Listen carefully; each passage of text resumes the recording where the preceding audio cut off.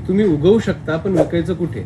विकायचं कुठे? आम्ही आहोत. तुम्हाला ट्रेनिंग देतोय म्हणजे उगवण्यापासून शेवटपर्यंत तुम्हाला सपोर्ट देण्याची जबाबदारी आमची असते. तुमचा व्यवसाय सक्सेस करण्याची जबाबदारी पूर्ण आमची असते.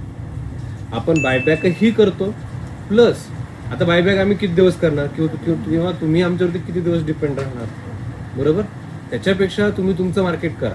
पण तुमचा तोच प्रश्न असतो ना, की मार्केट तयार होईपर्यंत आम्ही कोणाला माल विकू? तर आम्ही माल विकत घेऊ.